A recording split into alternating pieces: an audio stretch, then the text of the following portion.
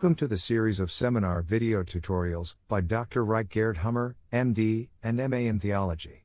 My name is Helmut Pilhar.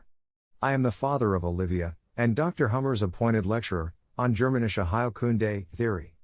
Because of my personal destiny with my daughter Olivia, I have made it my task to bring you, dear friend, closer to the Germanische Heilkunde. I have been following this duty since 1995. In general, I am considered to be a Hummer loyalist. I do not want to skip or conceal anything important in my explanations, and I also do not want to add or reinterpret anything. I intend to pass this information to you, as well as I received it from Dr. Hummer. In this introduction to Germanische Heilkunde, I hope to captivate and inspire you to never let go of it. The intended goal in Germanische Heilkunde is always the spontaneous healing, which cost nothing and have no side effects. For this to happen, the patient must be able to play his or her primary role. Ignorance, as well known, does not protect against a law of nature. Both the patient and the therapist must understand these biological correlations. The objective of this chapter is to make it easier for anyone interested to get started learning this topic in this 2-hour seminar video. Ladies and gentlemen, I would like to welcome you to this introductory lecture to Germanische Heilkunde by Doctor of Medicine and Master of Theology, Ryke Geerd. This lecture, newly designed by me in times of Corona, is addressed to those who are slowly waking up and asking themselves, what is actually happening worldwide, and whether it is based in reality. Dr. Hummer asked himself this question in 1981, with the submission of his habilitation at the University of Tübingen. In 1995, with the case of my daughter Olivia, I also asked myself this question. Then as now, the prevailing medicine played a central role. However, I also address this lecture to those who will bring light to this global fraud, as perhaps future decision makers and responsible persons. I want to recommend this lecture especially to these future important people, because with Dr. Hummer this madness could not have existed. This global fraud on humanity is, in fact, criminally provable. This lecture is not addressed to those who have an attention of a squirrel. Those who will switch themselves off and get distracted. My aim is rather to give you a general overview of the Germanische Heilkunde, so that you can speak from your life experience. Either you will then say, yes, it cannot be otherwise. Or you say, no, that is contradictory, because. In any case, you will be able to sense the enormous importance of Germanische Heilkunde for the whole of humanity. I expressly wish that this lecture be translated into all languages. Because the 5 biological laws of nature, discovered by Dr. Hummer, apply equally to all peoples of this earth. The knowledge about them should be accessible to all people. Dr. MD, Master of Theologie, Ryke Geerd. The discoverer Dr. Hummer had unfortunately passed away on July 2, 2017.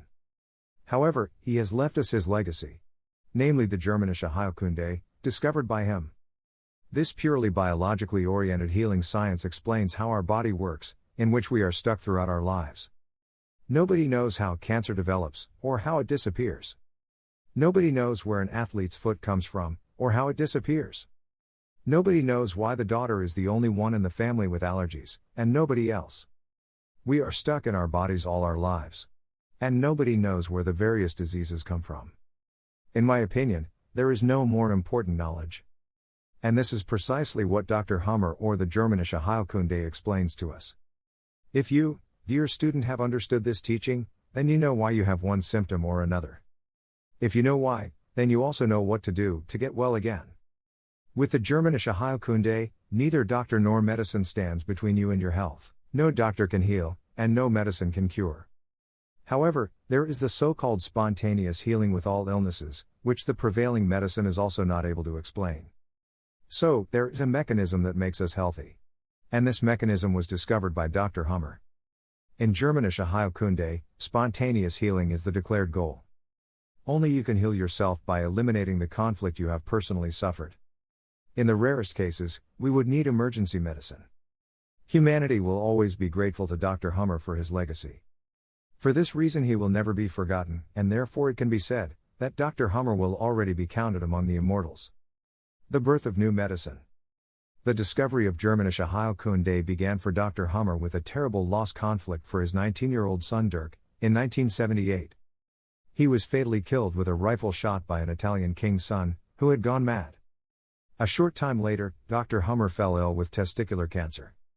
As an internist, he was immediately convinced that his cancer must have been related to the horrible death of his beloved son. This was the birth of Germanische Heilkunde. In 1981, he submitted his discovery in a postdoctoral thesis to the University of Tübingen. However, the initial enthusiasm of the university professors, to finally have a logical explanation of cancer formation in front of them, quickly turned into a strangely narrow-minded rejection. Until today, they refuse a correct scientific verification on the next best case. In their breach of law, this University of Tübingen is supported by the mainstream media, ruling politics, and judiciary. The deep state has intervened in this matter from the beginning.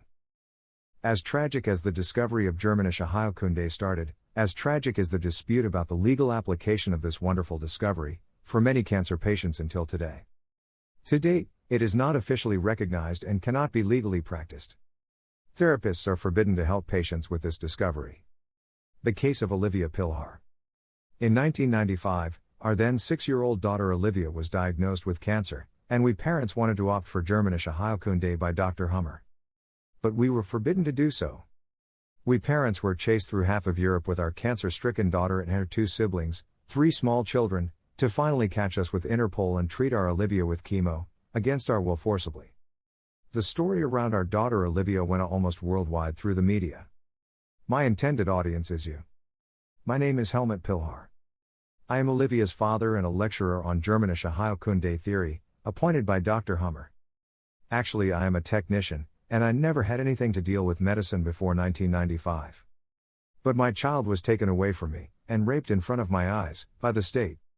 Therefore, I made it my mission to explain the Germanische Heilkunde to the public, to the best of my knowledge and conscience.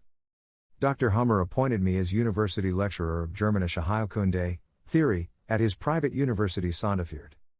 The authorities took away Dr. Hummer's university and my title, given to me by the rector of this university.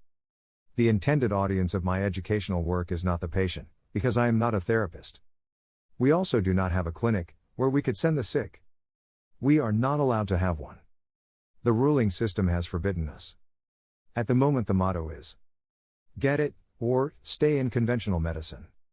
But my intended audience is not the therapist either. A therapist must be able to do much more than I can. He must have been trained on the patient, and that was also forbidden to Dr. Hummer. He was disbarred in 1986, because of not renouncing the new medicine and not converting to conventional medicine. So, Dr. Hummer was not allowed to practice, nor was he allowed to train therapists. So, there are no therapists trained by Dr. Hummer. But to practice Germanische Heilkunde, we also need high-tech medicine. For example, in the form of the brain CT. We need permanent medication from case to case, in case of missing thyroid tissue or diabetes, for example. We need surgery from case to case, such as in the case of impending intestinal obstruction. But what we need above all is legality. Germanische Heilkunde is legal if we are allowed to choose it freely at the next best clinic, and if we are also allowed to use it for our children. But we are not allowed to choose freely for ourselves, nor for our children. The deep state had already forbidden it in 1981. So, at the moment, neither do we have a clinic nor do we have competently trained therapists. But, nobody can forbid you to solve your conflict with your employer or with your mother-in-law. Nobody can forbid you to become healthy again. So, if I may advise you, make the Germanische Heilkunde your hobby, so that you know in case of a conflict shock. As a side effect of the study of Germanische Heilkunde, you will also lose the fear of the symptoms, and you will be able to spare yourself consequential conflicts. In conventional medicine, the most common metastases are lung metastases. Metastases, which cannot exist at all the way their origin is explained. In reality, metastases are nothing more than secondary conflicts, and thus secondary cancers. Caused by the cruel treatment of patients, by the so-called gods in white. Lung cancer has as its cause a fear of death conflict. By the brutal diagnosis opening of the, you have cancer. The patient associates death. Now I must die. But suppose you can interpret the symptoms correctly and know that, for example, blood in the stool is an unmistakable sign of the healing phase of colon cancer, that you have already been able to resolve the anger conflict. In that case, you are not afraid of death. Instead, you know that you are on the best way to recovery, and that the symptom blood in the stool is instead a good reason to rejoice. So much for my introduction. Now I would like to show you the common threads in Germanische Heilkunde, and thus make it easier for you to get started with this topic. Germanische Heilkunde. What is it about? In a nutshell, one can say that Germanische Heilkunde is about the cause of the disease, and thus about the causal therapy. It is about those diseases that arise by themselves, including cancer, chronic diseases, allergies, and psychoses. Germanische Heilkunde does not apply to poisoning, injury, and not to extreme malnutrition, such as scurvy. There is also no need to resolve a conflict in this case. According to the medical journal, Medical Tribune, there are about 1,000 different medicines in the world. All medicines have their own therapy. Nobody knows the cause of the disease, but they all treat it merrily. We, on the other hand, are accused of having no therapy at all. We would treat the patient neither manually nor medicamentously. Therefore, we could have no therapy at all. In reality, we have the therapy par excellence, namely the causal one.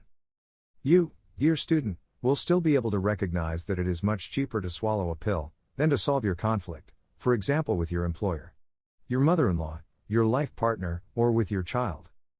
To put one's own life back in order is much more effort than to stretch out one's arm to the doctor for an injection. Up to now, the patients were treated. In the Germanische Heilkunde, the patients emancipate themselves to acting. The linchpin is the biological conflict shock, DHS. The cause of those diseases that arise on their own is monocausal, and therefore verifiable, the biological conflict shock. Dr. Hummer named this biological conflict shock after his deceased son, Dirk Hummer syndrome, DHS. Through his tragic death, Dr. Hummer observed this conflict shock for the first time on his own body. This DHS always has three criteria. It has been felt highly acute dramatic. It has been felt isolative. And one has been caught on the wrong foot. With the biological conflict, we are immediately sympathicotinous, in stress. With cold hands. Now a sensible biological special program starts, which causally helps us to solve this moment of shock. These sensible biological special programs, SBSs, do this in three different ways. Either by cell proliferation, as in colorectal or breast cancer, for example. Or by cell atrophy, for example in coronary arteries or gastric ulcers. Or by functional failure, that is without cell growth or cell breakdown, as for example in diabetes or in paralysis of the skeletal muscles. These conflict-active symptoms visibly increase with the intensity and duration of the conflict. Thus, the longer the conflict lasts, the larger the tumor or cellular atrophy becomes, and the more pronounced the loss of function becomes. Our body does not do this because of any malignancy of Mother Nature, but for the sole reason of resolving this biological conflict, either by specific functional enhancement or specific functional loss. Basically, the specific organ symptom is the specific therapy for the cause, and helps to solve this biological conflict. If one would only fight the symptom in this conflict-active phase, without solving the conflictive cause, the symptom would appear again. Nature in our body wants to solve this conflict, period. There is no alternative to natural laws, period. Therefore, the main focus must be on the cause. Because it is from the cause, this personal and individual conflict, that the successful therapy must be derived. The conflict resolution initiates the healing phase. With conflict resolution, the famous weight falls from the patient's soul. It stops cell proliferation, it stops cell loss, and it stops functional failures. Cancer begins with the conflict. With the conflict resolution, cancer stops. It is so simple. This principle is easy for everyone to understand, and scientifically easy to prove. How do you resolve conflicts? As individual as people are, so individual are their conflicts. And thus conflict solutions are always individual. There can be no patent solution. Because what became a biological conflict for the one, for example the abandonment of the life partner, the other can accept with a certain relief, without being touched by it conflictively. And what would be a conflict solution for one, for example the return of the life partner, can be felt by the other as a new burden. We usually resolve our conflicts instinctively, because of the compulsive thinking that the biological conflict shock has given us. All thoughts immediately revolve around the problem. Patients dream of their unresolved conflicts at night. Basically, the entire organism is oriented towards conflict resolution. We do not rest until a solution to this problem comes to our minds. Such as getting divorced and starting a new life. Sometimes we solve our conflicts by chance. By chance, the lightning hits the mother-in-law during the walk, and suddenly the world looks wholly different. But now, with a knowledge of these biological connections, we can find out precisely this biological conflict, and derive a patient-specific therapy from this conflict. The core of this therapy is that the stone falls from the patient's soul. So, we help him find his way out of his conflict with wise advice, because then cancer stops without us having treated the patient somehow in the conventional sense. By the way, this wise advice is the royal art in the Germanische Heilkunde. With the resolution of the conflict, however, the healing phase with its specific symptoms now begins. These healing phases are generally vagatonic, and with fever. Edema deposits occur in the brain, at the site of the Hummer focus and the organ. These swellings cause brain symptoms and pain at the organ level. In such a healing phase, the patient is weak and tired. After all, he has to recover from the exhausting conflict active phase, where he used up his power reserves. Healing phases are accompanied by inflammation of the tissue. The previously formed tumors are degraded tuberculously, and the preceding necroses are refilled under the swelling. In general, the conflict active phase is less frequent than the healing phase. Now in the healing phase, the patient thinks he is sick. The healing phase lasts about as long as the conflict active phase lasted. In the middle of the healing phase, the crises also always occur, which we will look at in a little more detail later. Our nervous system. To understand the rest, I need to explain a few basic things first. Everybody has a nervous system. We have a voluntary nervous system. With this we can speak voluntarily, move voluntarily, stand up, walk, sit down. And we have an involuntary nervous system. This controls our heartbeat, the movement of the intestines, the widening and narrowing of the vessels. In other words, hot and cold hands. We can't willfully give ourselves cold hands one day, and hot hands the next. Try it once. It is not possible. And this involuntary is also called the vegetative nervous system, and itself has two parts. The vegetative nervous system. It has a stress portion, called the sympathetic nervous system, and a rest portion called the parasympathetic or vagus nervous system. This two-part autonomic nervous system originates from the spinal cord, innervates all organs, and thus, our brain can switch the organs from stress to rest and back again. There are also so-called ergotropic organs. The brain, the heart, the striated skeletal muscles, and so on. These organs are innervated in stress, and there are so-called trophotropic organs, for example, the digestive system. This is innervated in the resting phase. And it is this involuntary vegetative nervous system that we will now deal with. From now on, we will leave out the voluntary nervous system completely. The so-called diseases also do not depend on our conscious, but our unconscious will. The Hummer's compass. With the following picture, we have the most important of the Germanische Heilkunde compressed. We also call this scheme Hummer's compass. It is in principle a vegetative coordinate system, in which we can find ourselves at any time. On the x-axis, we have plotted the time. So, Monday, Tuesday, or February, March, April. On the y-axis, we have plotted the intensity of the stress part, that is the sympathetic nervous system. And down, we plotted the intensity of the resting part, that is the vagus or parasympathetic nervous system. The absolute health. In Utoni we are absolutely healthy. Here is the normal day-night rhythm. In the daytime, we are sympathicotonic, we are stressed, we have to work and accomplish something. We have to go hunting. We typically have constricted vessels and thus cooler extremities. And at night, we are vagatonic, the body is resting. We typically have dilated vessels and thus warmer extremities. You know this yourself. Once you go to bed later than your partner, around 4 o'clock in the morning. Your partner has been sleeping for a long time, and you snuggle up to him. You realize how boiling hot your partner is. Your sleeping partner is fully vagatonic, but he is not sick. The biological conflict shock. With the DHS, every sensible biological special program starts, no matter whether one calls the symptom diabetes, breast cancer, allergy, psychosis, or pimples. With this biological conflict shock, our vegetative system immediately switches to permanent stress. The affected person is immediately wide awake. He immediately has ice-cold hands. He can't get the bite down. The level of the psyche. On the psyche, the patient immediately has obsessive thinking. All thoughts revolve around his conflict. From now on, he has trouble falling asleep and staying asleep. He dreams of his conflict. His brain searches for a solution to the problem. The brain level. In this second shock, the Hummer focus arises on the brain level, and can be photographed immediately in the computer tomography. And this Hummer focus in the brain is proof that the diseases, which develop by themselves, here in the conflict shock, have their cause. So, the diseases have nothing to do with heredity, contagion, carcinogenic substances, wrong sleeping place, or bad nutrition. The association at the moment of shock. The conflict content associated in the moment of shock now determines the localization of the Hummer focus in the brain, and thus the localization of the special program on the organ level. Example: colorectal cancer. Suppose one has associated here a morsel conflict or anger conflict. In that case, one has the Hummer focus in the brainstem, and one reacts with cell proliferation of the intestinal villi, thus with intestinal cancer. Example: breast cancer. If one has felt a worry or dispute conflict, the Hummer focus is in the cerebellum, and one reacts with cell proliferation of the mammary gland cells, that is with a mama CA. Example: bone cancer.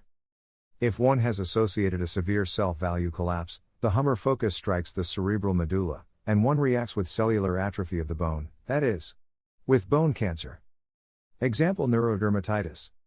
If one has suffered a separation conflict, one has the Hummer focus in the sensory cortex center of the cerebral cortex.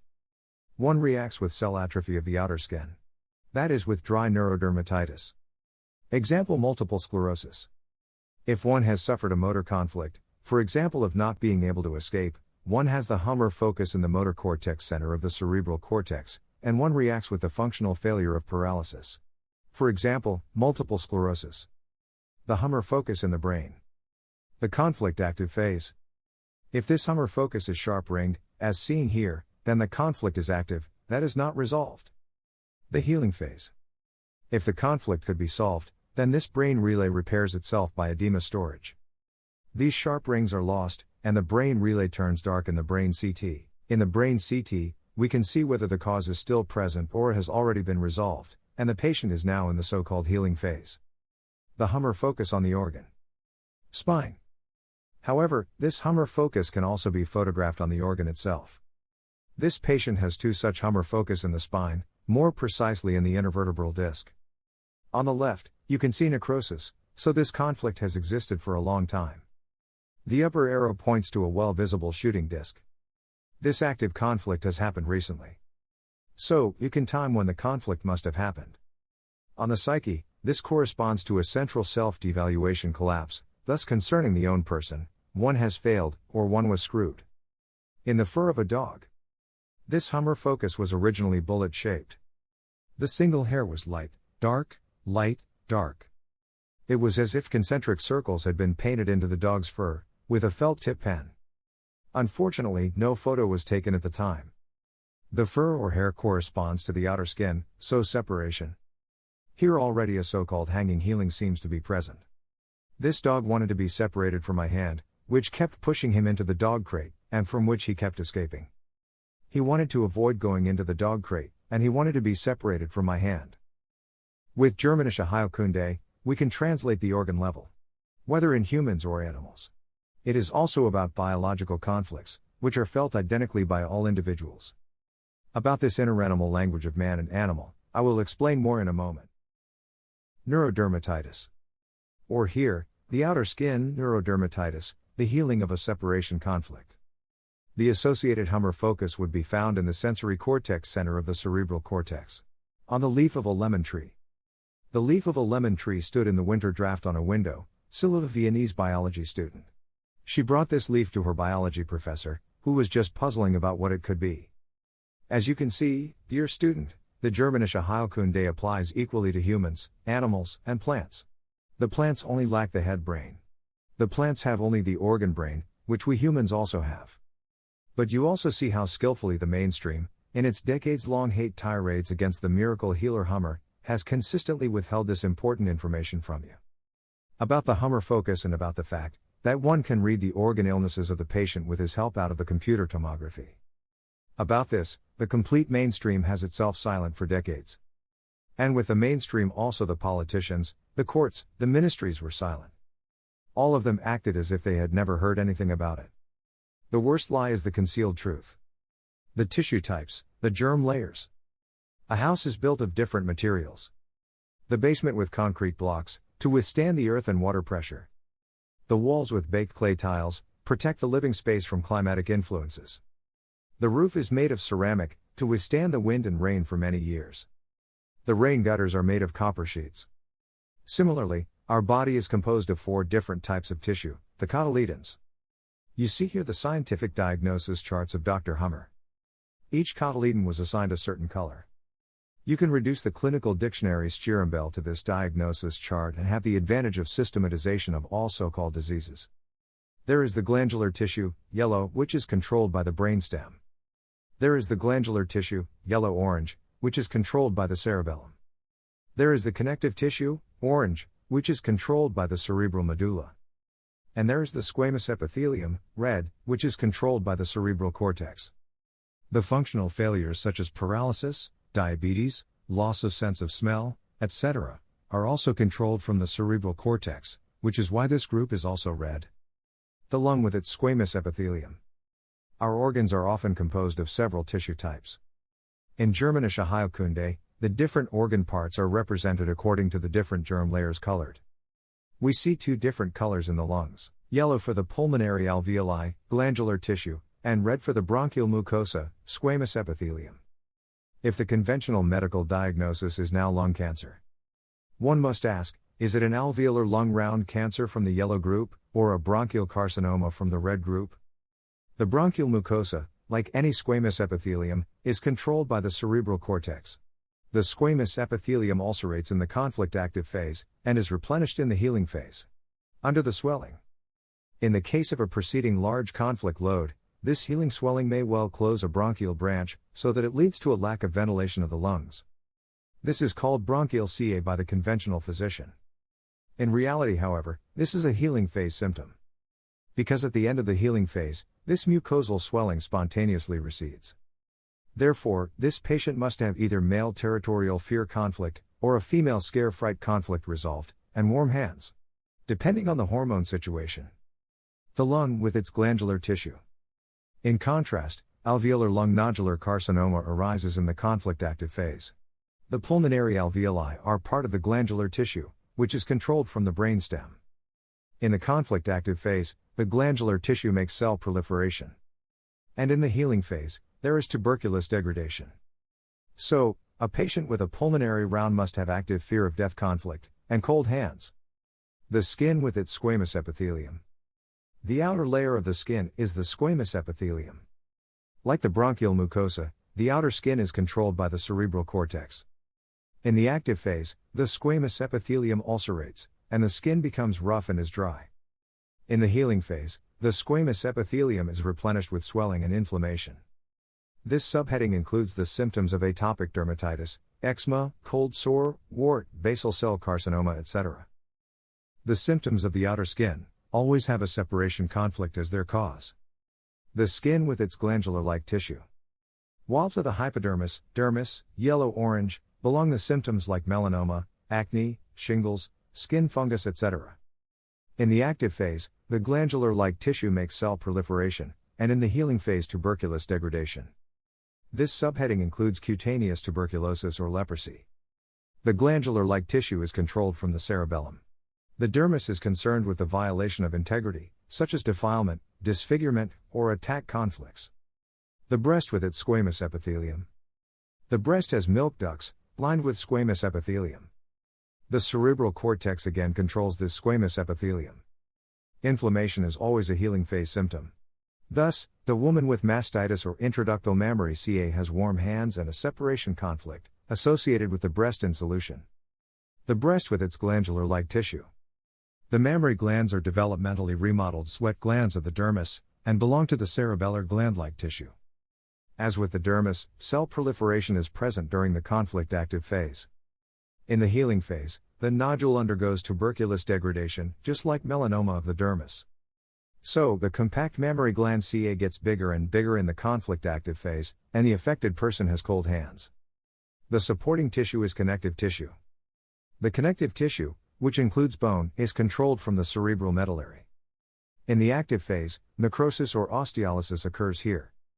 The bone marrow more or less stops blood production, and the patient has anemia. In the healing phase, the tissue is replenished with swelling, which is very painful in the bone. Usually, the affected person is now diagnosed with bone cancer. The bone marrow produces blood excessively, and leukemia is present. So, a leukemia patient has a resolved self-devaluation conflict and warm hands. At the end of the healing phase, the swelling on the bone goes down. But the bone remains thicker at this point than it was before. The blood count has also been renormalized at the end of the healing phase. Loss of function affects nerves. The muscle is part of the connective tissue, but is controlled by the motor cortex center of the cerebral cortex. The cause of multiple sclerosis, MS, is a motor conflict of not being able to escape, not being able to defend, not being able to hold on, etc. In the active phase, there is a loss of function. Signals from the brain no longer reach the muscle. In the recovery phase, the paralysis seems to worsen due to the edema in the cerebral cortex. In the crisis, the epileptic seizure occurs. At the end of the healing phase, the function has returned, and the paralysis has disappeared. The hunter and the prey animal. Now we come from the theory, back to the practice with the hunter and the prey animal. Both are in stress and sympathicotinous. Nevertheless, there is a considerable difference. The hunter has waylaid the prey animal and was prepared for the forthcoming chase. Nothing has caught the hunter on the wrong foot. The hunter will not become ill, therefore. However, the prey animal has a conflict, and it immediately starts a special program with him. It now is about his life. The 3 criteria were fulfilled. Highly acute dramatically, now it is about its life with the prey animal. Isolated felt, nobody there who could help the prey animal from the trouble. The hunter has targeted him and nobody else. Caught on the wrong foot, the prey animal has noticed this hunter too late. The biological conflict shock passes the mind. Before one comes to thinking, the conflict has already happened. The humor focus has arisen in the brain, and the special program has started.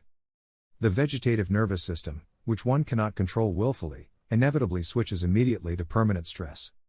The individual immediately mobilizes all strength to solve the problem, to escape the hunter, and this is where nature's therapy begins. The stress phase is there to solve the cause. The prey animal is now on the run. It is wide awake and has ice-cold paws. The heart is innervated, the blood pressure rises. The brain is innervated, the prey animal tries to trick the hunter, to escape from him. The prey animal has compulsive thinking. The musculature is innervated, the prey animal flees. The digestive system is at rest, the prey animal does not feel hunger, just as it does not feel tiredness.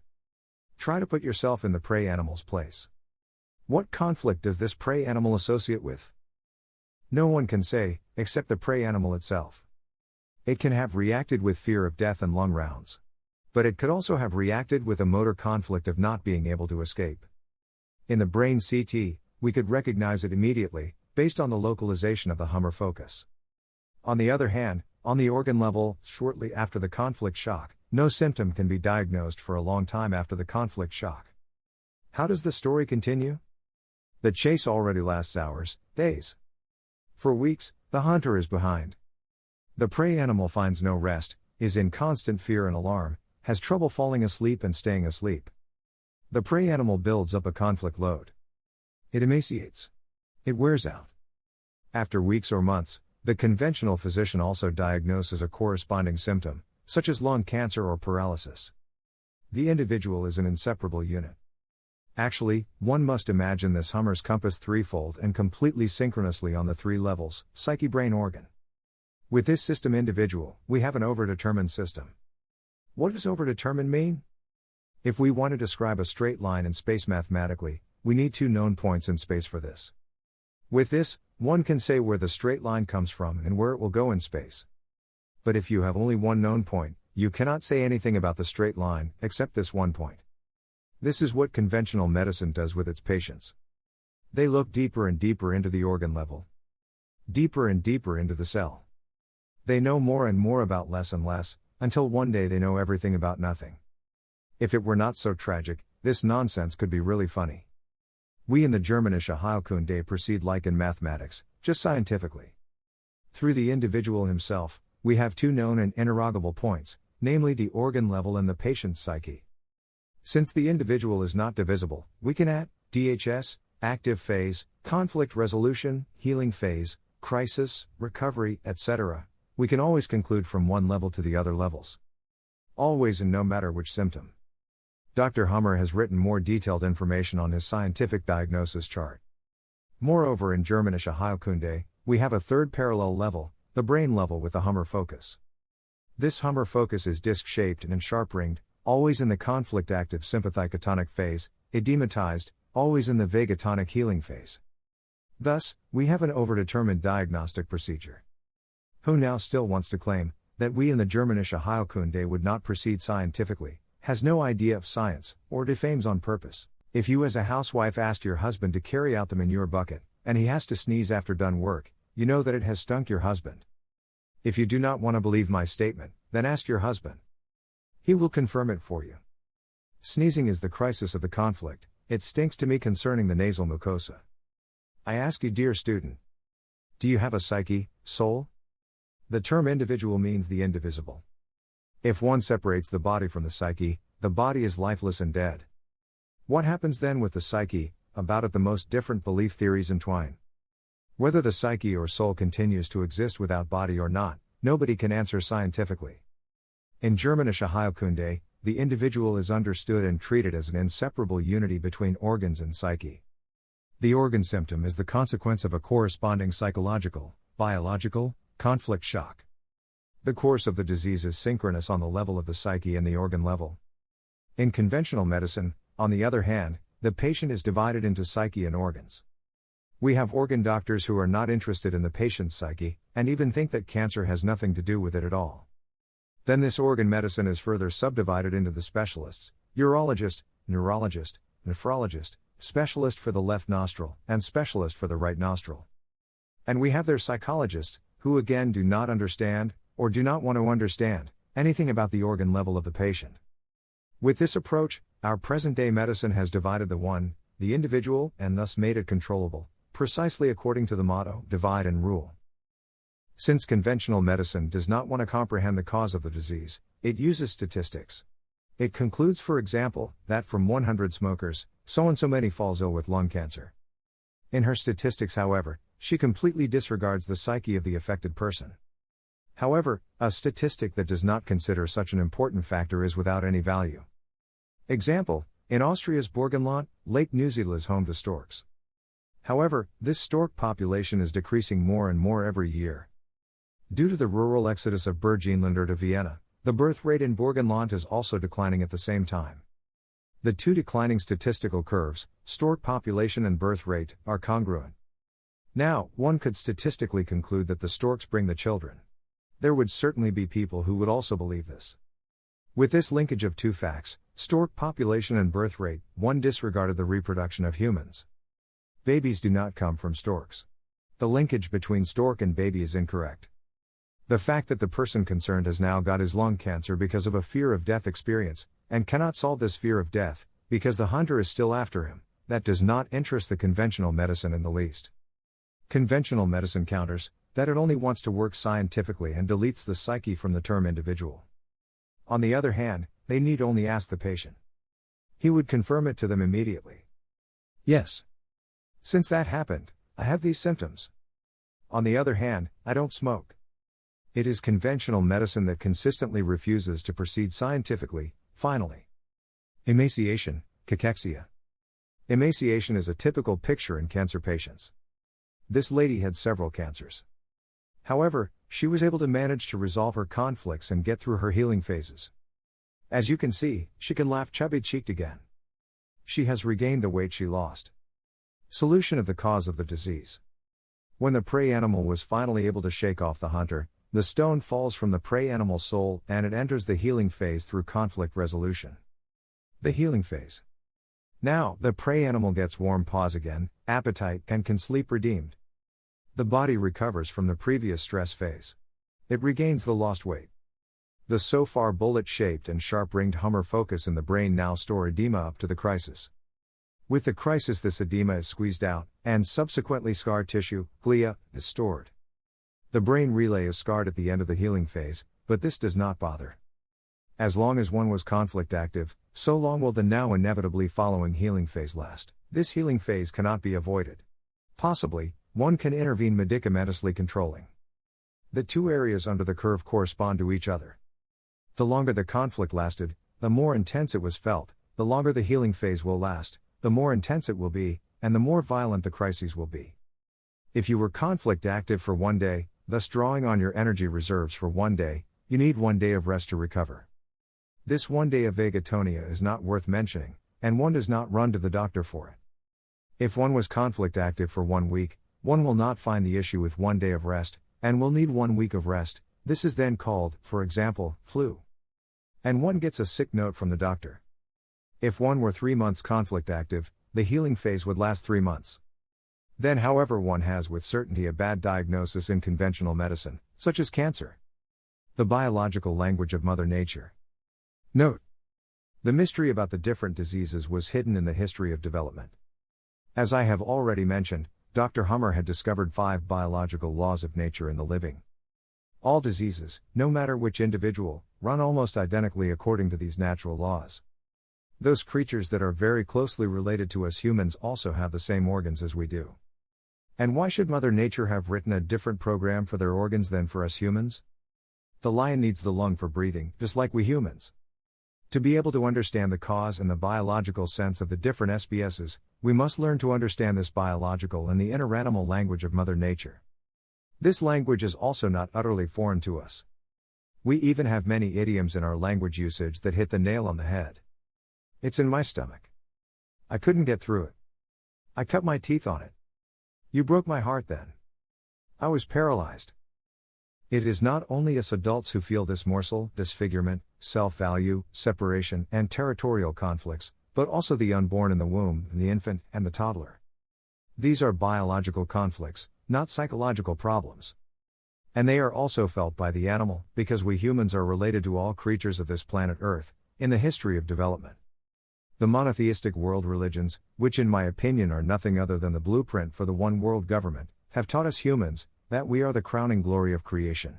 And that all other creatures are at our service. The animal and the plant were explained to the commodity. Many people therefore also have a problem with the idea, that we are related to the monkey. As a software engineer, which I actually am, I have basically no problem at all with this idea. The monkey breathes, eats, reproduces, plays with its children, defends its children, etc., as I do.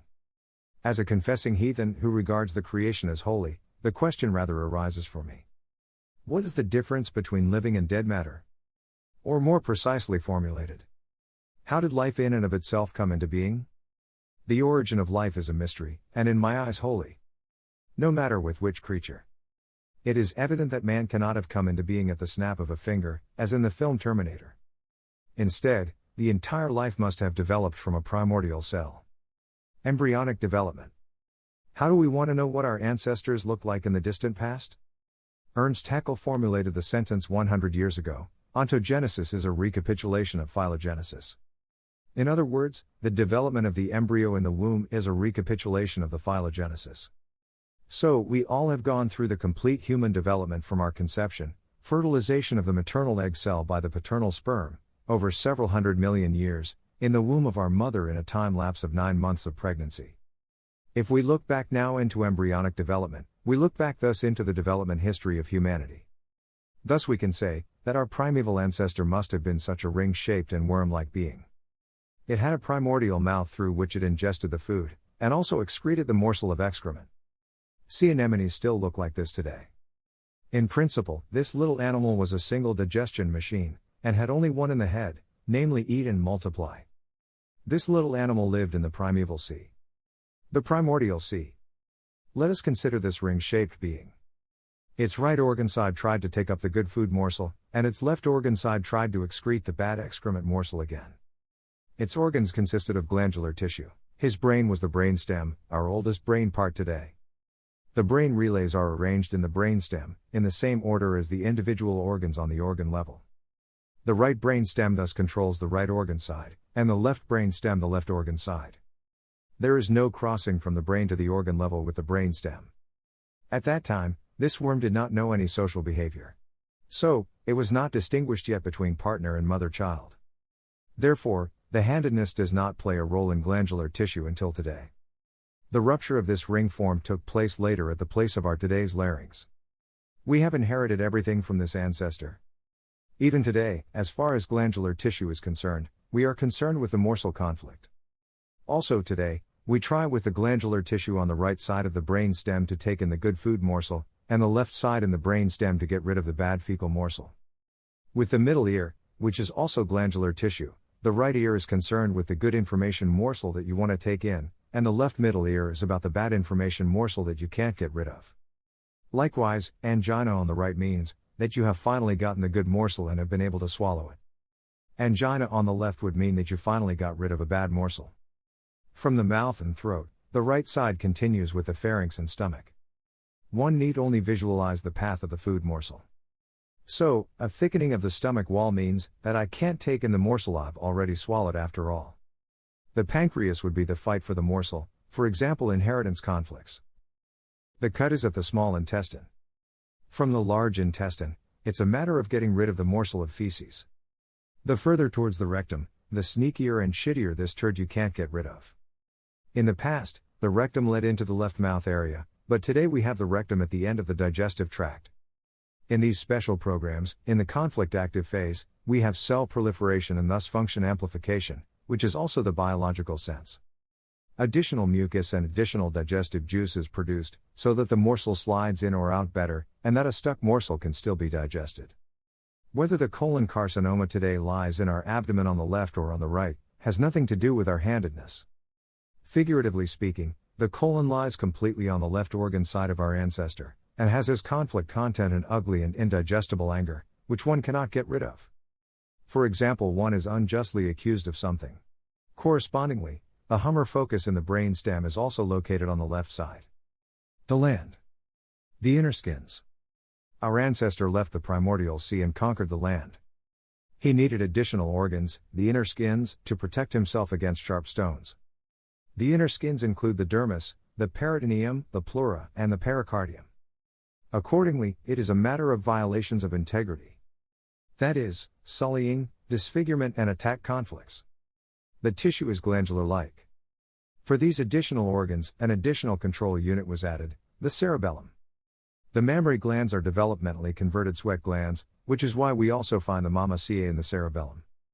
So with the cerebellum, the first social behavior was programmed in the care conflict about partner or mother-child. From now on, the handedness is decisive and remains so until the cerebral cortex. From now on, there is also a crossing from the brain to the organ level. So, the mammaceae on the left is in the right cerebellum. If now the partner lies with broken bones on the ground and can provide no more even for his food intake, this sensible biological special program of the milk gland starts with his partner belonging to him. The biological sense of it is to be able to produce by a cell multiplication of the milk glands a more of mother's milk and to be able to give with it to the loved, now however heavily hurt partner, a higher chance of survival. The sclera. Similarly in the case of the dermis. After a corresponding conflict of defilement or disfigurement, the conflict active phase with its cell proliferation is the biological sense of this special program. It is built the wall outward simply thicker, to be able to protect itself thereby better. The melanoma itself is not the problem. It becomes problematic, if the cause is not solved. Because then the melanoma gets bigger and bigger, or it appears again and again. Even if you cut away this melanoma but do not solve the conflict, this melanoma will develop again at the same place. As I said, Mother Nature wants to solve the conflict with this symptom. And as long as the cause remains, the symptom remains. When the doctor announces surgery, we have to remove your ovarian cancer surgically. The patient may react by attacking her abdomen. They want to cut open my abdomen. Her peritoneum now develops a flat-growing tumor, called mesothelioma. And the wall to the outside thus thickens. If the surgeon finds this mesothelioma during the ovarian surgery, the surgeon thinks that ovarian cancer has already spread to the peritoneum, so-called peritoneal metastases. In reality, the patient has iatrogenically suffered a secondary conflict with her peritoneum. The musculoskeletal system. The little animal finally needed a locomotor system with bones, tendons, cartilage and muscles. The cerebral medulla had to be added. Here is the seat of our self-value. If one breaks in the self-value, one reacts with the connective tissue. If one has a severe collapse in self-value, one reacts with the bone. A person with a healthy self-value, on the other hand, has an upright gait. Attention! With the cerebral medulla, we are now in the cerebrum. The cerebrum-controlled special programs make in the conflict active phase, not as before cell multiplication, but cell shrinkage. In connective tissue, this cell loss is called necrosis, in bone osteolysis. Due to the loss of bone marrow, the patient now has anemia in the conflict active phase. In the healing phase, blood is produced excessively, and leukemia is the result. At the end of the healing process, the blood count is normalized. With these special programs, nature does not help immediately. If the osteolysis become larger, the bone breaks. And in nature, one is then a prey animal and is eaten. With these special programs, this self-value collapse must be solved first. In the healing phase, these necroses and osteolysis are filled up again under painful swelling. At the end of the healing phase, the swelling goes down again, but the bone remains thicker than it was before, and that is for life. This is like a fracture. At the end of healing, the fracture remains thickened. A thicker bone is better than a thinner one. So here, the biological sense is only at the end of the healing phase, but there remains a lifelong increase in function. For this reason, Dr. Hummer called this group also deluxe group. Social behavior. Our youngest brain is the cerebral cortex. It is also the most complex brain. This is where social interaction is coordinated, and it involves separation conflicts and territorial area conflicts. The cerebral cortex controls the squamous epithelium, red group. The separation conflict. In nature, when the young is separated from the mother, it is certain death for the young. Dear mother, you will never see your young again. Forget it. In the active phase of a separation conflict, we have impaired short-term memory. Alzheimer's is many or severe separation conflicts. Where the most contact was associated from the mother to the child, her outer skin ulcerates. The skin begins to flake and becomes rough. Now the picture of dry neurodermatitis is present. It can be imagined as if a glue joint has been torn open. This does not hurt, because it is accompanied by sensory paralysis of the outer skin. This place is sensory numb. This numbness of the skin, along with her impaired short-term memory, helps the mother to more easily forget her child, to move on with her life. Mother Nature is merciful. If, contrary to expectations, the child can still find its way back to the mother, this mother no longer accepts her child. She has forgotten it. If the mother can resolve her separation conflict, the ulcers of the outer skin are replenished with swelling and inflammation. The skin reddens, is hot, itches, and hurts. Now, dermatologists speak of skin deterioration, which is a healing phase. Such resolved separation conflicts include eczema, blooming neurodermatitis, hives, etc. The loss of territory conflict. Mother Nature constructs the biologically natural hierarchy. That is, the alpha wolf and the beta wolf, via the territorial area conflicts.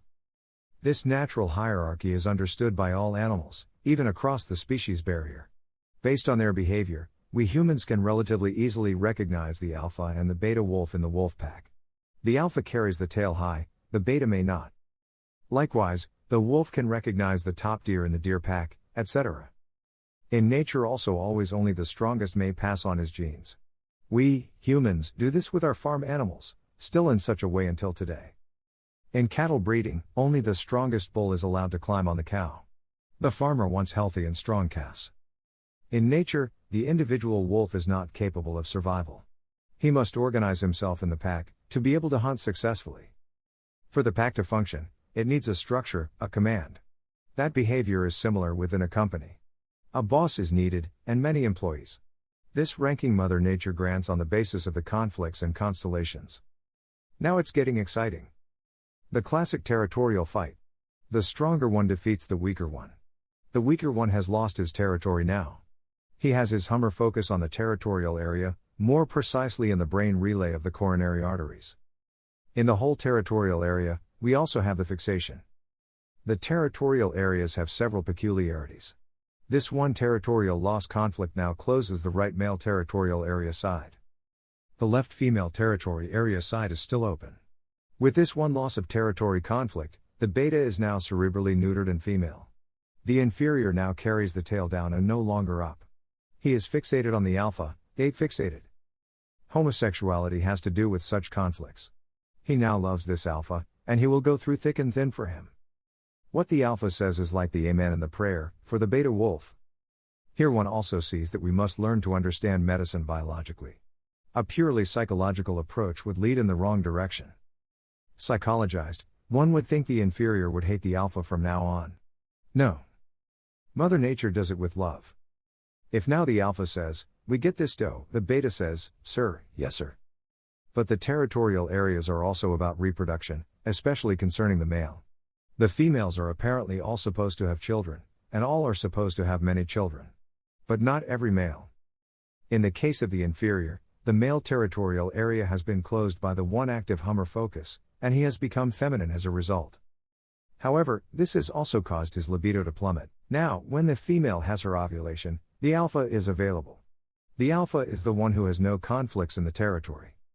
The beta wolf, on the other hand, does not want to jump the female at all. Thus, the female has her children consistently from the alpha. In this territorial loss conflict, the squamous epithelium of the coronary arteries ulcerates, increasing their lumen cross-sectional area, and allowing more blood to reach the heart muscle. The heart becomes stronger. Thus, again in the active phase, the sense of this special program is to reach a function reinforcement, just by cell shrinkage. If the inferior in this territorial fight, despite this special program and the heart strengthened in the achievement, nevertheless does not manage to reconquer his territory, he resigns. He gives up and subordinates himself. Thus, he can transform the intensity of the conflict down, and he can grow old with it, without dying of emaciation. He has come to terms with his conflict and resigned himself to it. He thus remains in a so-called hanging active conflict course, and thereby continuously builds up conflict load. However, with his resignation, the male territorial area side closes itself to him, whereby he becomes female and gay. With us humans, such a resignation occurs after approximately 6 months. With a conflict load of more than 9 months, we would not solve this territorial conflict at all because we could not survive the crisis, the classic heart attack. But fortunately, we instinctively do not strive for conflict resolution. Through our change of nature, we prefer not to become alpha anymore. Regarding heart attack, it should be added that it is not the blocked coronary vessel in the healing phase that is to blame, as conventional medicine erroneously assumes. But rather the fact that during the crisis, no more signals are sent from the brain relay to the heart muscle, causing the heart to stop beating. The heart attack is, therefore, purely a brain symptom. Bypass surgery is not a causative therapy. Moreover, in the event of an actual occlusion, the coronary vessels themselves naturally form bypasses of blood vessels in a short time. A program of nature, which would be impossible, had one died of the occlusion. Fortunately, we humans instinctively solve such territorial losses, usually never again. Nowadays, a loss of territory conflict already occurs with a boy, because his mother leaves him. For example, because of a divorce. The boy is soft, already after 6 months, and gay fixated on the mother. The boy would have had to regain his basic trust in his mother, to solve this conflict, that this never happened. But it should have happened within 6 months. If his mother had sworn to him then never to leave him again, in that window of time, the boy could have resolved that conflict. He would have become a different man.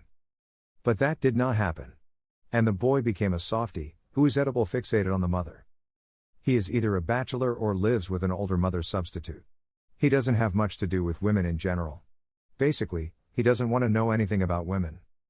But, and here comes the most important thing, he can grow old with it and without any complaints. The severity of angina pectoris has also decreased with the resignation and transformation of the conflict. He has hardly any heart palpitations. However, if such a territorial loss conflict with the coronary arteries is resolved, with a conflict load of more than 9 months, an empirical value, the crisis is inevitably fatal. If you look at the ratio between the large number of softies nowadays and the minimal number of deaths from heart attacks, you will see that such a territory loss conflict is almost never resolved. Why is Mother Nature so strict about this special program? The reason for this might be, again, a biological reason. The answer will probably lie in the fact that it requires just one alpha so that a herd functions. Think of the rooster with his 20 hens. The alpha has no territorial conflicts. He is not manic-depressive or moody. He is fully mature and not developmentally stunted. And as a man, he can cope with several women simultaneously. He can feed their children, and there would be a lot of them. And should he once no longer be the best, poof. The better one is in his place. The rest of the men are allowed to do what they want. Mother Nature does not care about that anymore.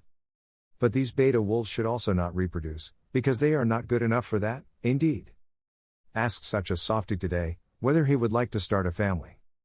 He will confirm my remarks here. Unfortunately, that is so, nowadays. With these somewhat very detailed descriptions, I would like to refer to what is the on the one hand, somewhat complex, and on the other hand, highly interesting chapter of the psychosis. Everything that is called manic depressive takes place in these territorial areas, and even these psychotic conditions have a deeper biological meaning. Germanische Heilkunde is fascinating, and often I ask myself how Dr. Hummer was able to discover all this, single-handedly. Function failures. Last but not least, I would like to briefly introduce you to the fascinating functional failures. They are all controlled by the cerebral cortex. Their conflict-active phase is the functional failure, such as the loss of the sense of smell. None of these functional failures make cell proliferation or cell loss, which is why there can never be inflammation here in the healing phase. The loss of function is about nerves. And nerves no longer divide after birth. The biological sense of these function failures presents itself immediately in the conflict-active phase. Mother Nature helps, therefore, again immediately. With functional failure exactly as with a motor conflict of not being able to escape, with a paralysis of the leg musculature. And this is nothing else than the well-known playing dead reflex. What does the rabbit, which cannot escape, do? Correct. It plays dead. If one solves this conflict, then due to the edema storage in the motor cortex center, this paralysis becomes apparently worse. Nevertheless, however, the signals come through about half and half, and one has Parkinson's. Parkinson's disease would be a so-called hanging healing of a motor conflict. This edema in the brain relay gets bigger and bigger until the crisis, which is an epileptic seizure. Due to the constriction of the vessels in this crisis, which is always strongly sympathicotonic, the edema in the brain is squeezed out. From now on, all symptoms begin to disappear, until they are completely gone at the end of this healing. Multiple sclerosis, Parkinson's disease, stroke, epilepsy, etc. are all different progressions of a motor conflict. This conflict must be found and resolved, and then the symptoms disappear. The common threads. If one knows the handedness, one also knows whether this conflict has to do with a partner or mother-child. If the patient is currently in the healing phase and has found the conflict and the solution for this conflict, then one can estimate the conflict load. And thus one knows how long this healing phase will last. So, you can take a look into the future. It is really fascinating. I promise you, if one day you were able to verify these biological laws for the first time on any given patient case, you would be astonished. You would have an aha experience. The 5 biological laws of nature. The 5 biological laws of nature, discovered by Dr. Hummer, are laws in the living. They explain the biological connections of all special programs in living individuals. Special programs, which were given to us by Mother Nature on our way through life. As if Mother Nature knew from experience, that such a moment of terror would happen to you. One can call this also the history of development, in which Mother Nature has adapted her creatures to the respective conditions optimally. Biological law of nature. None of these conflictive experiences was willed or self-induced by the individual. It always caught the individual unprepared and on the wrong foot. The individual was always on his own or felt isolated, and it was always highly acute or dramatic for the individual. So that years later, he can still remember this moment of shock very well. Like a photograph, the brain stores this moment of shock. The first biological law of nature discovered by Dr. Hummer is also called the iron rule of cancer. Iron because it applies to all special programs. The term cancer would have to be redefined. With Dr. Hummer, everything is cancer, which makes cell plus or cell minus in the conflict active phase. He calls the functional failures cancer equivalent disease, because they run completely the same. But in the conflict active phase, they have no cell change, just functional failure. In general, with Germanische Heilkunde, which will be the basis of every therapy in the future, many terms have to be redefined. So, also the term disease. Should the conflict active, mostly symptomless, and therefore mostly overlooked phase be called disease? In this conflict active phase, after all, the individual is stressed, and every fiber of his body is focused on conflict resolution. Or should we call the healing phase a disease? Here the cause of the illness has already been resolved, and the individual must recover from his exertion. Rather, the term disease would fit the conflict shock, because this biological conflict is the cause that such a special program has to start at all. In medicine, many things will have to be re-evaluated because of Dr. Hummer's discovery. One can definitely say, Dr. Hummer introduces a paradigm shift in medicine. Does the therapy have to revolve around the symptom or the cause? Of course, around the cause. The cause must be eliminated, only then do the symptoms disappear. With the biological conflict shock, the DHS, a special program starts now. Which, from the biological point of view, helps us to solve this conflict to regain balance, health. The special programs controlled from the brainstem and cerebellum make cell proliferation in the conflict active phase. The brainstem and the cerebellum together are called the old brain. The special programs controlled from the cerebral medulla and the cerebral cortex make cell loss in the conflict active phase. The cerebral medulla and the cerebral cortex together are called the cerebrum. Furthermore, the functional failures are also controlled from the cerebral cortex, making neither cell shrinkage nor cell proliferation. From this order alone, one already sees that a single, allegedly malignant cell does not exist at all. Rather, such an explanation arises from an inability to understand the true connections. By the way, without the brain, one cannot breed cancer at all. With the test animal during its torture, a biological conflict is always set, and it is held conflict active. Cruel. Fifth biological law of nature. Terms such as cancer, allergy, disease, inflammation, depression, etc., arouse fear, but until now, have remained completely misunderstood by medicine in their essence. The focus has always been on treating the respective symptom. The true cause is not understood. One does not deal with the psyche of the patient at all. And therefore, it is not surprising that conventional medicine achieves outstanding results in emergency medicine, but is absolutely incapable of dealing with those diseases that arise of their accord. This has remained unchanged since its 100-year existence to date. And here lies the domain of Germanische Heilkunde, which will one day incorporate emergency medicine as complementary medicine. The Germanische Heilkunde has recognized that the diseases are a symptom either from the active phase or from the healing phase. From the point of understanding the history of development, all of them are only part of a sensible biological special program. The active phase helps to solve the cause, the healing phase helps to clean up the garbage needed for this. With the vast majority of special programs, the meaning lies immediately in the active phase. In other words, our body itself has built in the cure for the cause. For example, the mama ca in the mother is the therapy of her sick child. If the child becomes healthy through the increased breast milk, the mother can solve her care conflict for her sick child, and her breast cancer disappears spontaneously. With this new understanding, from now on, therapy is about avoiding the cause. Emergency medicine should remain for emergencies.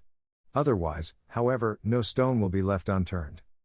With this fifth biological law of nature also, the patient understands that the symptom in his body is not the real problem.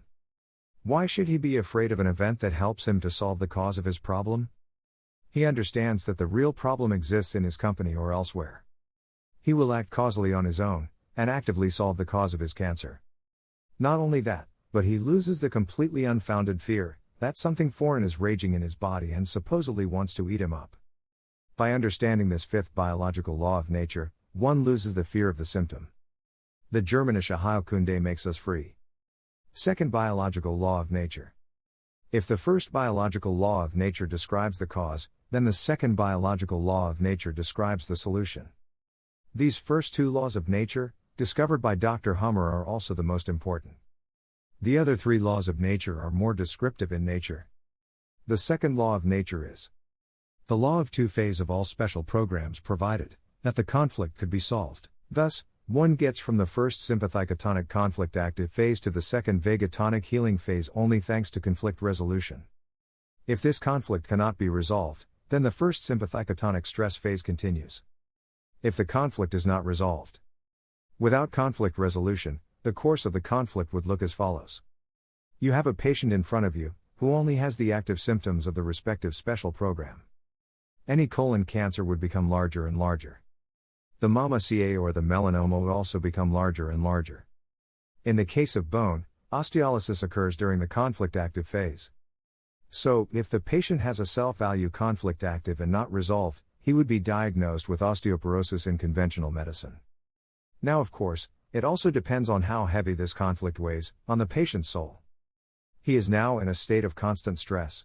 Does not eat, hardly sleeps at all, hardly finds any rest, and is draining his energy reserves. It is foreseeable that his battery will be exhausted at some point, and he will die of emaciation. Mother Nature constructs the beta wolves via territorial conflicts. The pack needs many beta wolves, and they must not die. They arrange themselves with their conflict, give up opposite the stronger one, subordinate themselves, come to terms with it and transform the conflict intensity down. And become old with it. But they are permanently changed in their essence, for example soft. If the conflict cannot be solved, one possibility is death by emaciation. The other possibility would be to come to terms with the conflict resulting in a chronic symptom of the active phase. For example, MS, diabetes, or psychosis. So, how does one resolve conflict? As already indicated, there can be no patent solution. But a conflict is resolved when it can no longer happen. For example, when the person with whom you had this conflict dies. The death of one person can therefore mean life for the other. However, the conflict can also no longer happen if one consistently avoids it, for example, by giving notice and avoiding the boss forever. But a conflict can also be solved by a clarifying conversation with the boss, and possibly even lead to a lasting friendship. You can also solve a conflict by changing your inner attitude towards it. For example, if your grandfather forced you to drink milk when you were a child, and you have since suffered from a chronic milk allergy, this milk allergy can disappear if you say to yourself, "I was a child then, and I was powerless against my grandfather. Today, I am an adult and no longer let anyone force me to do anything." Or, the enemy of the good is the better. If you have been abandoned by your partner and suffered a conflict in the process, you can resolve this conflict by seeking a better partner. If one can finally laugh about this conflict, this laughter is an unmistakable sign that this conflict is really solved. And conversely, if the person bursts into tears when talking about it, it is an unmistakable sign that the conflict has not been resolved. By the way, the royal art in Germanische Heilkunde is to give wise advice to the patient. However, wisdom cannot be learned. The alpha people, men and women, are wise people, because they have no territorial conflicts and therefore could reach their full emotional maturity. The crisis in the middle of the healing phase. With conflict resolution, the patient visibly falls into deep vagatonia. The vessels change from narrow to wide, and he gets warm hands up to fever. In the brain and on the organ level, edema is deposited in the involved areas.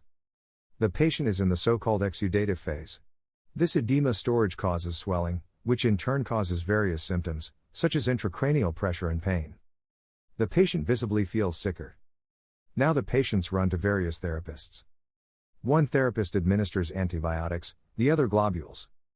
At the end of the healing phase, the patient is well, and one therapist attributes it to the antibiotics, the other to the globules.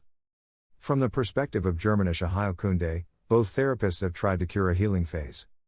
And to stop this falling into vagatonia, Mother Nature has built in the crisis. The crises are similar depending on the cotyledon. Actually, crises are brain symptoms. There are the brainstem crisis, cerebellum crisis, cerebral medulla crisis, and cerebral cortex crisis. All crises are sympathicotonic with constriction of vessels, cold extremities, and cold sweat. The patient in the crisis is freezing. He is freezing and feels cold. Depending on the load of the conflict, this crisis can be a second spike, which does not always have to be noticed. However, it can also last for several days with pre, main and post-crisis. The most impressive crises are those of the cerebral cortex. Here, in addition to the symptoms already described, we have the absence, migraine, hepatic coma, pulmonary embolism, myocardial infarction, epileptic seizure, and so on. All patients experience the crisis itself. The critical point, especially with large loads of conflict, is always after the crisis. The crisis has the task to steer the rudder quasi back towards health, and therefore one must not suppress a sympathicotonic crisis with vagatonic substances. On the contrary, one must strengthen the crisis, for example, with coffee. If the crisis was too weak or the conflict load was too big, the patient falls to death after the crisis. If the crisis was strong enough, the patient manages to find his way back to eutony, health, after the crisis. At this point, the former doctors declared, the patient is now out of the woods. So, the crisis is this critical mountain. With the conflict resolution, therefore, the patient feels worse and worse, because of the edema buildup. In the crisis, the patients think that their body is going crazy, or even having to die. With the onset of the crisis, the edema is squeezed out, and the patient has a urinary flood phase.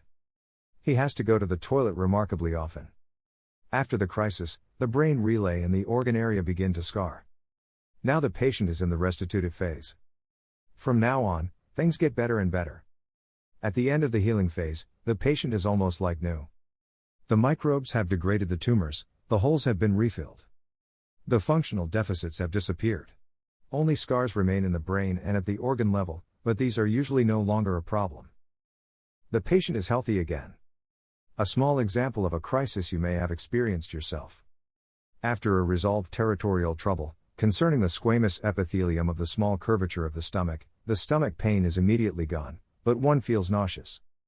This nausea culminates in the crisis, namely in an absence, squamous epithelium, and an epileptic seizure of the striated muscular components of the small curvature of the stomach. One has to vomit, is centralized and ice cold. After that, one falls back into vagatonia. One gets warm hands again, and nausea dissipates. So, this vomiting was a crisis. What has been described so far is one task of the crisis, to steer the rudder back in the direction of health. The other task of the crisis is to see if the conflict can be resolved in a reasonable time. If one has taken too long, one dies shortly after the crisis. I want to explain this drastic selection of Mother Nature, based on the heart attack. Let us take the territorial fight of deer. The weaker one is driven away by the stronger deer. The weaker one thereby suffers a loss of territory conflict. It cannot solve this conflict, remains conflict active, and visibly builds up conflict load. Now, if the wolf tears the top deer, the so far inferior deer thinks, that meets favorably. I can take over the herd again. With this, he solves his loss of territory conflict and enters the healing phase, and the crisis. Now, Mother Nature checks the conflict load built up so far. If this has exceeded a critical limit, with us humans it would be 9 months, for the loss of territory conflict, an empirical value. Mother Nature says meaningfully, you have needed too long for this. You are not the best to resume the right for your reproduction. And before you continue to cause trouble in the pack, I will let you die. So similarly, one must imagine the selection of Mother Nature. Now, however, there is also the erroneous conflict solution. Let's assume that the employee suffered a loss of territory conflict in the company due to his demotion. He is active in the conflict and loses weight. After 6 months, he comes to terms with the situation by saying to himself, I'll put in the few years it takes to retire. I certainly won't make any more effort for this stupid company. Thus, he can transform his conflict down, and also the angina pectoris decreases. Now, with retirement, a new life begins for this former employee. The problems at the company are a thing of the past, and now he can finally devote himself to his hobby, his aviary. There he can appoint himself president and soon governor general. Now, this freshly retired man suddenly has his territory, thus solving his loss of territory, which was active for well over 9 months, and about 6 weeks after retirement, he dies of a heart attack. Our Minister of Social Affairs would call this happening socially acceptable early death. Erroneously, this conflict solution was, therefore, because, in nature, retirement does not exist. In the natural pack, this fellow or this beta wolf would have remained forever, and could have become old with it. In Germanische Heilkunde, we could have advised this coworker already after the conflict, watch out with the pension. Instead, do not go into the pension. Stay in the company as a night porter, for example. Maybe even without pay, so that you annoy yourself every day anew, and thus do not solve this loss of territory conflict. You get nothing out of retirement.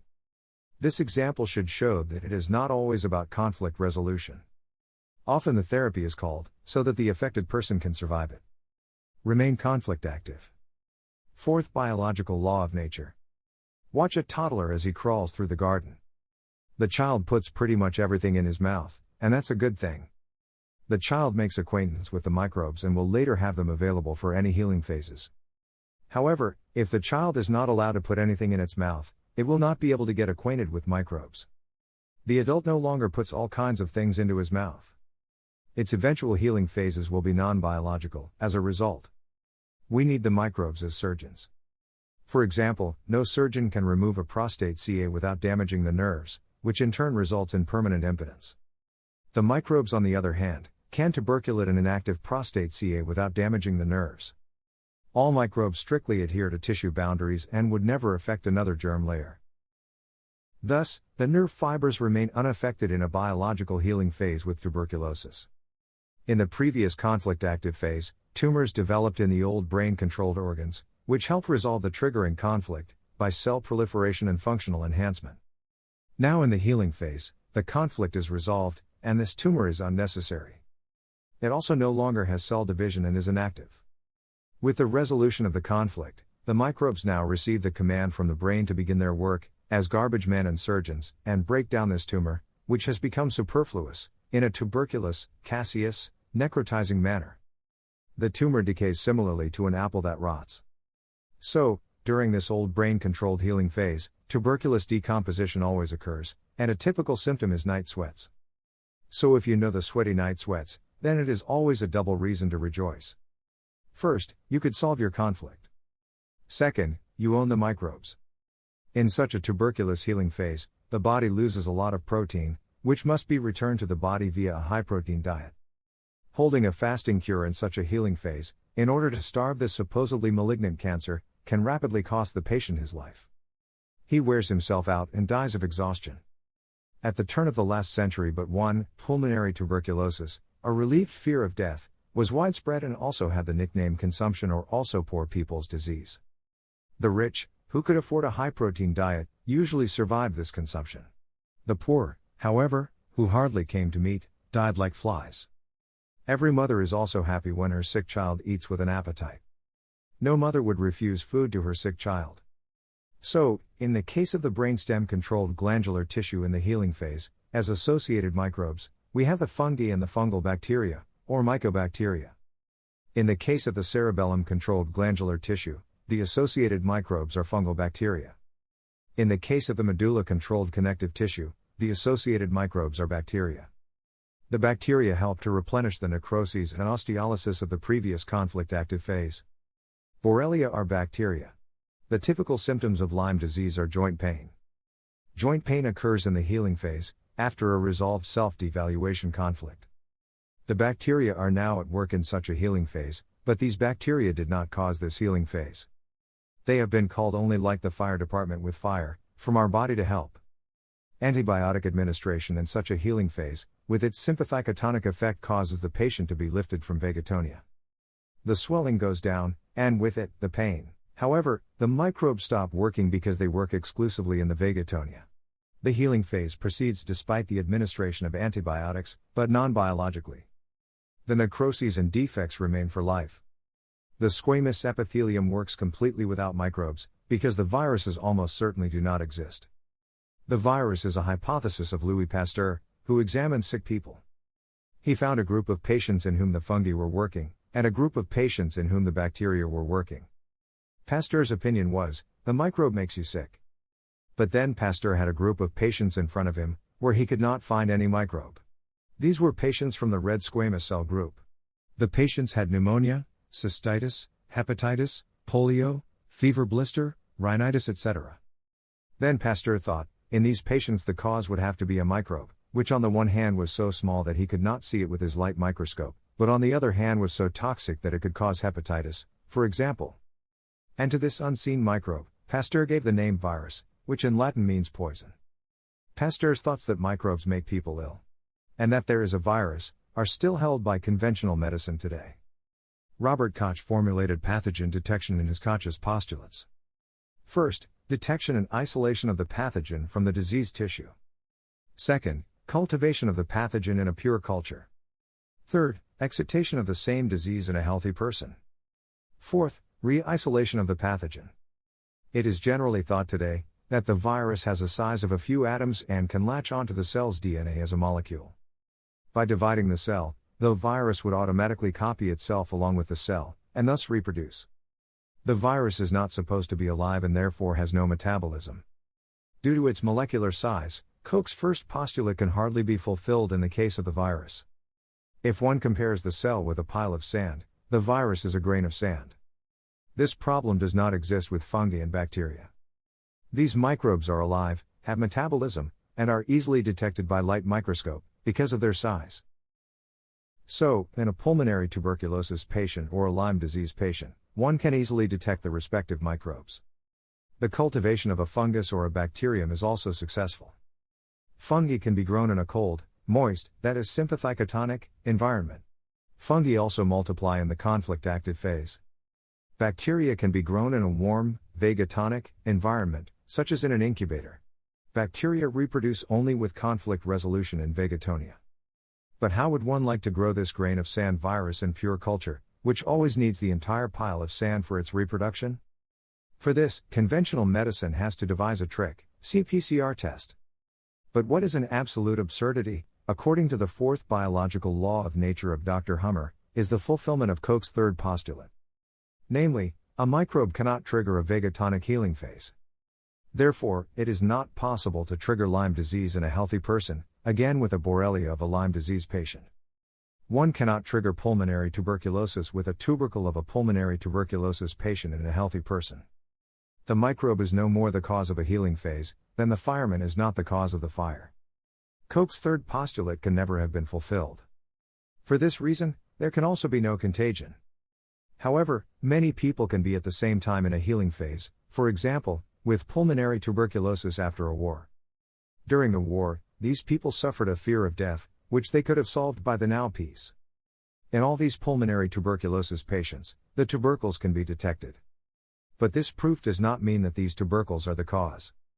Let us assume that Dr. Hummer is right in his assertions that the evil in our body does not exist, that the infection does not exist, that the carcinogenic substances do not exist. Isn't that liberating? We would lose these unfounded fears and could march through life with relief. We could recognize this current corona hype for what it is, namely the biggest robbery of freedom from the world population, and the installation of a global hierarchical world dictatorship, thus the enslavement of mankind. Perhaps this is also the reason why Dr. Hummer has been fought and hushed up by the deep state for 4 decades. The tract equals allergy. Everything that runs chronically runs via tracts. In the moment of shock, the affected person tears open his eyes, ears, and mouth. At this moment, our brain makes a snap like a camera. The Hummer focus is created.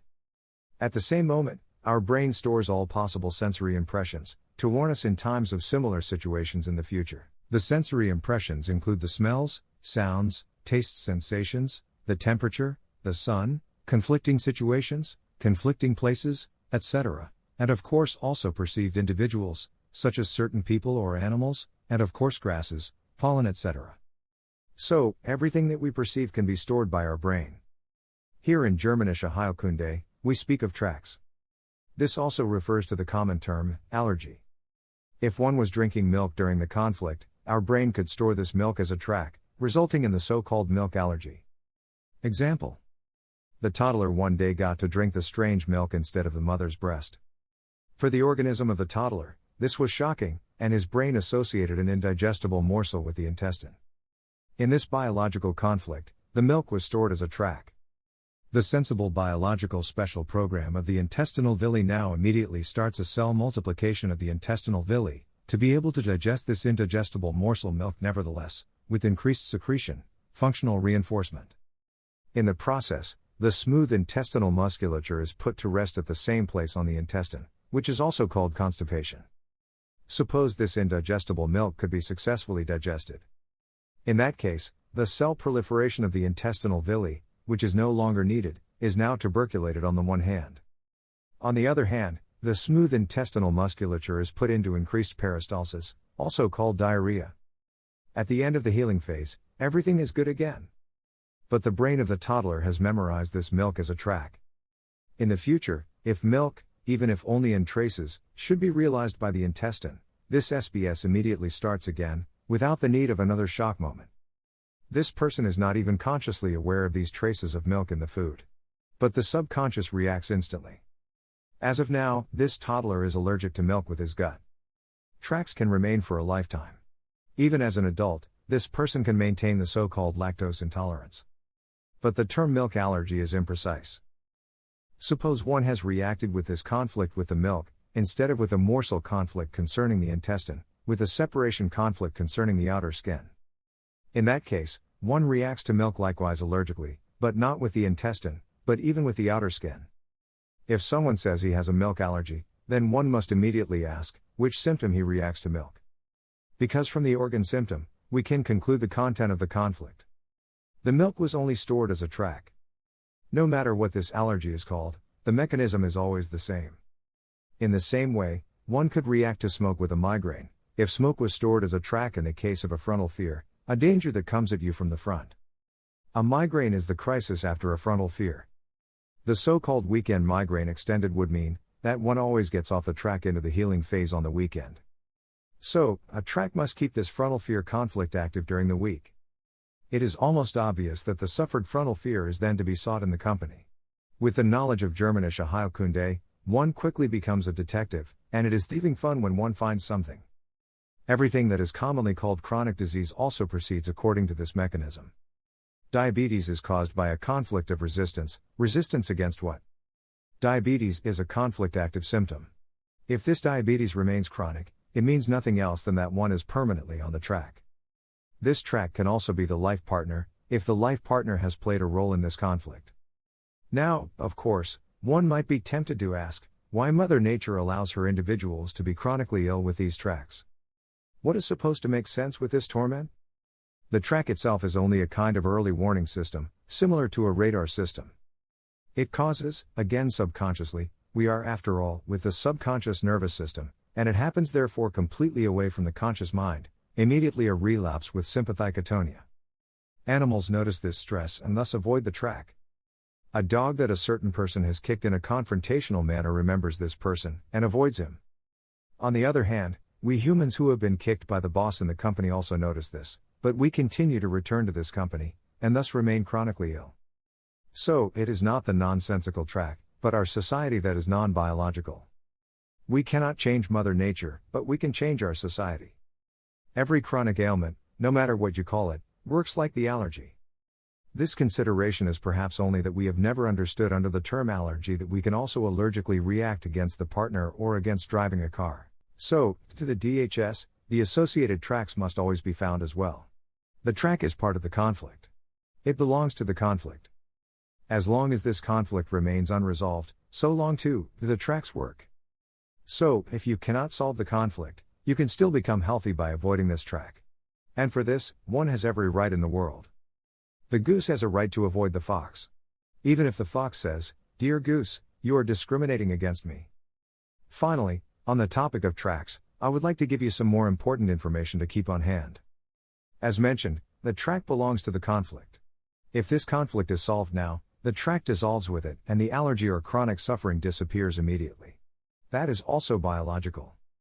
If this conflict is no longer a conflict, then there need be no further warnings about it, right? A 40-year-old seminar participant told us that she had had a severe sun allergy since she was 5 years old, with various severe symptoms such as migraine, outer skin, stomach, etc. Twice she ended up in the intensive care clinic because her body overreacted so badly. The strange thing is that she does not suffer from the winter sun. On the glacier, she can bake in the sun. But as soon as the outside temperature is above 25 degrees Celsius and the sun is beating down, she overreacts. Her conflict, where the sun and 25 degrees outside temperature stored as track, was quickly found. At the Markusplatz, she became lost to her parents, when she was 5 years old. For the child, this was a single catastrophe. She suffered several conflicts, like frontal fear by the initiated police operation, separation from the parents, territorial trouble by losing the parents, etc. I said to the now 45-year-old, that this conflict could never happen again today. If she lost her parents today at the Markusplatz, she would sit down nevertheless in the next coffee house, light a cigarette and make a few telephone calls with her cell phone. I said to her that by recognizing her conflict, it had come out of her subconscious into her consciousness. And she has now recognized that this conflict from childhood is irrelevant for her today. She no longer has an allergy to the sun. Indeed, since this conflict resolution at the seminar, her sun allergy is gone. Based on this testimonial, one can easily understand this mechanism. The track warns us, just like the stove top warns us, on which one once carelessly reached and burned oneself. In the future, we will be more careful with this hot plate, and we will keep this caution for the rest of our lives. But when that hot plate no longer exists, there is no need to be careful about it. Based on this experience report, something else to clarify. If she could avoid the sun, she was healthy. Does that count as therapy or not? And how that is valid? Although her conflict was not really solved, she was healthy. Her conflict was triggered by the track sun plus 25 degrees Celsius. This track was stored in her mind as a child. If she came on this track, her body literally screamed, the way she did as a child. By becoming aware of her childhood conflict, which she could still remember fiercely, today with her 45 years, she could see the difference. At that time, as a child, it was a catastrophe for her. Today it would be an oops and not worth mentioning. Her subconsciousness has been able to recognize that sun plus 25 degrees Celsius is no longer dangerous. We like to repress our conflicts completely into the subconscious, and often cannot remember them with the best will in the world. The Germanische Heilkunde helps, with the right questioning, which always starts from the organ symptom, the body cannot lie, to find this today's repressed conflict. All this is in the scientific diagnosis chart of Dr. Hummer, and this can be learned. Over time, you gain experience and can really become a people whisperer. I would like to know how many people are chronically ill, for whom the cause of their suffering is now irrelevant. If the knowledge of Germanische Heilkunde would be part of general education, we would undoubtedly have fewer chronically ill people. Different courses of conflict over tracks. Via the tracks, one gets into the various conflict courses and thus remains chronically ill. By the way, these sensible biological special programs are made for one run and not for hundreds. So, it makes biological sense to avoid the tracks and nonsensical not to avoid them. Think of the hot stove top. Once you can be careless and touch it, but if you touch the hot stove top hundreds of times, you can imagine what will happen.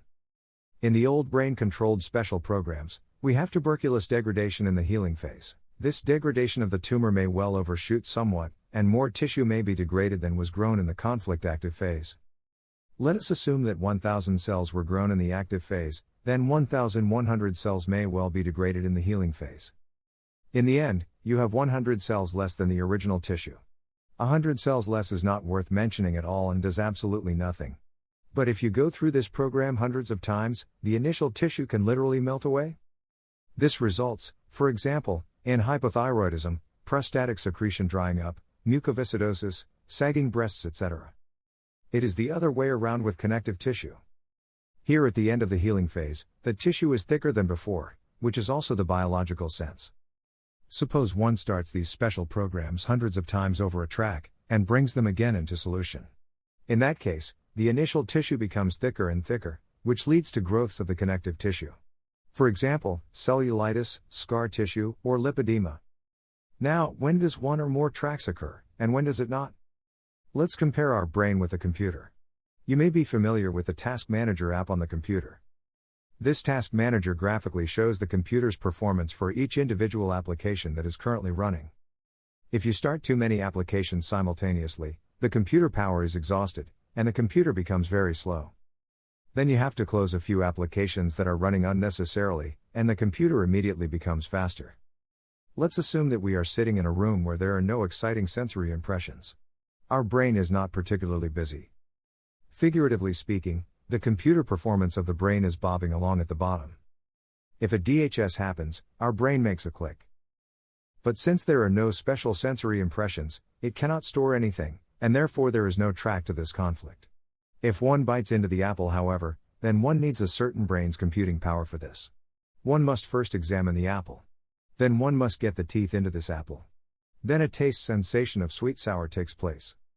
Our brain is almost 100% occupied with this apple. If a DHS now occurs, then our brain stores this apple as a track, and from now on, one reacts to this apple with a recurrence of the original conflict. As already mentioned, no new DHS, highly acute dramatic, isolative felt, caught on the wrong foot, is necessary for this recurrence. One reacts allergically to this apple from now on. If one has thereby suffered a separation conflict with the outer skin, one reacts allergically to this apple with the outer skin. If one has thereby suffered trouble with the intestine, one reacts to this apple allergically with the intestine. The biological sense is to solve this conflict. That is the program of Mother Nature that runs with us in the subconscious. The exact same can happen with the milk. We, humans, are a very rare mammalian species, which drink foreign milk as adults. To be able to utilize this milk by our organism, proper brain performance is required. For example, very specific enzymes have to be formed to break down this milk. So, when we drink milk, this milk is present in our brain. If a conflict occurs, the brain stores the milk as a track. If one has reacted with a separation conflict, one reacts to milk allergically with the outer skin from now on. If one has reacted with an anger conflict, one reacts to milk allergically with the intestine from now on. You already see that the message, "I have a gluten intolerance," leaves a Germanic healer unsatisfied, and he will immediately ask, with which symptom, are you allergic? In conflict, there does not have to be a track. But it can come to one or even more tracks. We speak of primary and secondary tracks. The main track is always the conflict itself, for example, the breakup or the anger. The secondary track would be the apple or the milk. An example to show you that colorectal cancer, ulcerative colitis, constipation, diarrhea, etc., always start with an anger conflict, but due to the different track-related conflict courses, it comes to these different intestinal symptoms. Let's construct an annoyance conflict with the neighbor. One was accused of something by him in an unjustified way. The Hummer focus is on the brainstem on the left. It is, therefore, a morsel of excrement that one cannot get rid of, involved in the large intestine, in the active phase, the intestinal villi, glandular tissue, which are broken down tuberculously in the healing phase. In the active phase, there is constipation, and in the healing phase, diarrhea. Constipation and diarrhea is caused by the intestinal smooth muscle, midbrain, which always runs synchronously during such a morsel conflict. Strictly speaking, the smooth intestinal muscles make cell proliferation during the active phase, which is not degraded at all in the healing phase. However, this would lead into too much detail and is not so relevant for the following. On Dr. Hummer's scientific diagnosis chart, everything is written in detail. So, this anger conflict with the neighbor happens, which now itself plays an essential role as a potential track in this anger conflict and is therefore present in the brain. The neighbor has been in the head. With him, and only with him, one had this trouble. Now, with the conflict, one builds up conflict load. Immediately, one will not notice the cell proliferation and the clogging. But one is fully active in conflict with cold hands. One tries to solve this problem and talks to one's life partner about this impossible neighbor. The life partner can help you to perceive that this neighbor is basically mentally inferior. That solves this conflict for you, because you could change your point of view. This neighbor is actually to be pitied. Now, you enter the healing phase. The decisive question from what has been described so far is almost self-evident. How long did it take to resolve this conflict? Did it take 1 year? Then one has been conflict active for 1 year and has built up a conflict load of 1 year. A cell division of the intestinal villi over the period of 1 year? This tumor would have already been noticed for mechanical reasons alone. In addition, one would have had hardly any appetite for a year and would have been noticeably emaciated. Depending on the intensity of this conflict, one might have already died of emaciation. The fact that one has physically managed this year so far indicates a less intense conflict. One was thus so far merely hanging active. However, now has a year conflict load. This can cause considerable problems in the subsequent healing process, where a surgeon may have to intervene. In this case, we would need emergency medicine. Or would we only need a few hours, or perhaps only a few minutes? We would have had an hour of blockage and cell proliferation. How big is a tumor that has had 1 hour of cell division? Apple-sized or as big as the head of a pin? Probably the latter size dimension. I deny that one could observe a tumor growing with the naked eye. But let's let this colon cancer be the size of a pinhead. In the following healing phase of 1 hour, this tumor is tuberculously degraded by the microbes. After 1 hour, one would be completely healthy again. One had constipation for 1 hour and diarrhea for 1 hour. Done. Let's assume that this conflict remains active and that for a lifetime via the neighbor track. This would be possible, for example, if this neighbor were to move into his own living room as an asylum seeker. This would lead to a permanent track. Then the cell proliferation and the blockage would remain. After 1 year, one would have a colon cancer diagnosis at the latest, or would have died earlier from cachexia. With the following, the working mechanism of the track becomes even more clear. This neighbor should now be the neighbor of our weekend house in the country. Only on the weekends one gets to see this neighbor and thus to the track. If one lives in the city apartment during the week, one has come down from the track neighbor. The demands of everyday life also distract us. The single cycle course would occur if the conflict with the neighbor were definitively resolved, for example, by the clarifying conversation with the life partner. Then also, the neighbor track would dissolve. One would have had this SBS of the colon running once. According to the conflict load, the healing phase would have proceeded. At the end of the healing phase, one would be completely healthy again and would also remain healthy. One got over this inferior neighbor, and he could now talk about what he wants. It does not touch one anymore. But if you cannot solve this conflict, it helps to avoid this track. The goose can't solve the conflict with the fox either, but it can avoid it and thus stay healthy and alive. A polycyclic course can now occur as follows. During the week you are in the city house and only on weekends do you live in the country house. There you are active with your intestines for 2 days due to the neighbor track and have constipation. Back in the townhouse and away from the track neighbor, one comes into the healing phase with diarrhea for 2 days. For the remaining 3 days, one is entirely symptom-free. But one has to deal chronically with the intestine. With a bit of luck, the conventional physician would perhaps diagnose incipient Crohn's disease. However, if you give up your city house because of the pension, and move to the country house, then the neighbor track on the intestine causes hanging healing. The short recurrences in between are triggered by the neighbor track, which you now see several times every day. The intestine no longer calms down at all, and the conventional medical diagnosis of ulcerative colitis is established. So, you see, dear student, that colon cancer, colitis, constipation, diarrhea etc., all have a single cause and run chronically via tracks. In principle, all chronic courses of disease, no matter what they are called, follow the same pattern. So, it is also essential to find the corresponding tracks to the respective conflict. After all, one still has the possibility to evade, like the goose evades the fox. One gives up the country residence and moves away from the neighbor into the city, and becomes healthy. In Germanische Heilkunde, only the patient's understanding stands between the patient and his health. If the patient understands the connections, he is freed from the superstition and dogmatic thinking of scientifically disproved conventional medicine. He changes the direction of his steps on his own. He does it out of his interest to stay healthy. Likewise, he follows the laws of creation. Health is the will of creation. A creation whose child is the patient. The biological handedness. The biological handedness can differ from the previously believed. Many people recognize their real handedness only by the so-called clapping test, and often with an aha effect. The first action of the therapist, when the patient comes to see him, is to shake hands with you. You shake hands politely without a corona glove. Besides, with handshaking, one has already the first diagnosis. If the patient has ice-cold hands, one knows that he is conflict active with some special program.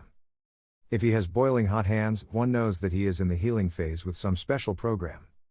If he has normal warm hands, the supposed patient comes in another matter. The second thing the therapist does is to have the patient clap his hands, to determine his biological handedness and thus his partner side and his mother-child side. More about this in a moment. The third action of the therapist would be to find out the hormonal status of the patient. That is, to determine whether the patient is female or male. The hormonal situation plays an essential role in the territorial area. It is also not something fixed and can change. In time, and as we age, a female will then become more masculine, thus a male.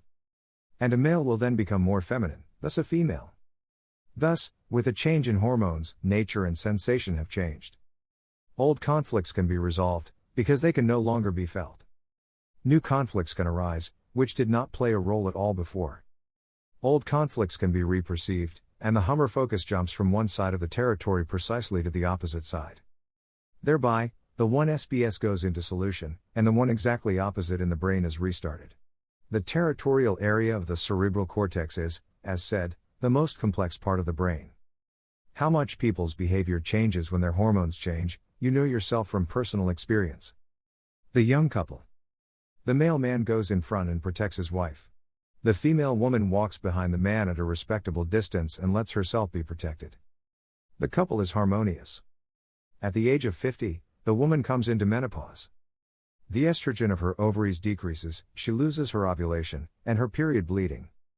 In the brain, she switches her female territorial area with the male territorial area, and thus has male territorial behavior. The male is still male. Now, suddenly, two territorial deer live in the same territorial household. Now the sparks fly in the partnership. Now, they want to go through the same door at the same time. This almost unbearable state lasts 25 years until the man with his 75 years now also comes into the change. In the brain, he changes his male territorial area with the female one. From now on, the grandma goes in front, and the grandpa follows behind. Now it harmonizes again, so half and half. You have already observed all this yourself, and therefore you know that a female cannot be compared with an older grandma in her perceptions. They are almost different people and have a wholly different sense of conflict, although Mrs. Mullah officially remains Mrs. Mullah. However, a change in the hormonal situation also happens to the young woman, when she takes the pill. The pill masculinizes the woman. Male women also have no desire to have children. Who chooses the partner? The man, the woman, or vice versa? Correct. The woman chooses her partner. In your partnership, that was probably also the case. And the woman taking the pill is a male woman who likes softies. Since almost all women are on the pill these days, softies are in high demand. Alpha males are relatively less in demand. Biological handedness, on the other hand, is something fixed that can never change in a lifetime. It is determined at the first cell division of the fertilized egg cell, thus right at the beginning of our life. That the determination of the biological handedness happens at the first cell division is known from the identical twins. In the case of monozygotic cells, the first two cells start cell division all over again after the first cell division. After all, two children are created. These twins are genetically identical. But one claps on the right and the other on the left. The handedness can be recognized in the so-called clapping test by the fact that the more moved hand belongs quasi to the partner and the calmer hand belongs to the mother or child. The biological right-handed person claps with the right hand into the left hand. His right side of the body is the partner side, and his left side is the mother-child side. As already mentioned, handedness did not play a role in the brainstem. The handedness plays a role only starting from the cerebellum, extending then over the cerebral medulla into the cerebral cortex. But this also means that already at the first cell division, the cerebellum is at least created. Fascinating if one looks at this from the history of development. With the cerebellum, the first social behavior is programmed in. And from now on, a distinction is made between partner and mother-child. In nature, the relationship of mother-child is always clear. The mother recognizes her child among hundreds. And also, the child recognizes its mother. With the father, the child is not so sure, and also the father is somewhat uncertain towards 100 children, which is now his and which is not his. That is also the reason why the father goes on the partner's side. He is also not so relevant. On the other hand, the other half of our body belongs to the biological mother or later to the biological child. Partners are all those with whom we have to deal, such as friends, workmates, opponents, and so on. Mostly people from the same generation. The mother is one generation older. The biological child is one generation younger. If one suffers a motor conflict of not being able to hold on, one can paralysis the hand muscles. If it is about the partner's hand is paralyzed. With the right-hander right and with the left-hander left. On the other hand, if one could not hold the mother or child, the mother-child's hand is paralyzed. The right-handed person's hand is paralyzed on the left, and a left-handed person's hand is paralyzed on the right. The same principle applies to connective tissue and bones, ovaries and testicles, external skin, etc. If one was retrained as a child as a biological left-handed person on the right side, this does not change the biological left-handedness. The partner side is and remains on the left side. Even by a hormonal change, one does not change his handedness. The handedness, therefore, remains fixed for life. Final note. Dr. Hummer often called his discovery a gift of the gods. With the tragic death of his son, Germanische Heilkunde became known worldwide through the case of our daughter Olivia, who was suffering from cancer. The brutal fates of two innocent children intertwined the three Norns at the foot of Yggdrasil with the global paradigm shift in medicine, automatically freeing medicine from the hands of the deep state. Germanische Heilkunde, with its 5 biological laws of nature, will be the basis of our future medicine, worldwide. This new medicine is strictly scientific and does not need dogmas, nor does it need any statistics. And despite its scientific nature, this new medicine is infinitely human. It also gets along entirely without any animal experiments. The world is changing today. Should this deep state get defeated, it will quickly become apparent whether this system change was real or merely the next level in the same game. When we finally have a constitutional state again, Germanische Heilkunde will inevitably break through. Dr. Hummer was convinced of this, and so am I. I appreciate your attention. Helmut Pilhar, the father of Olivia.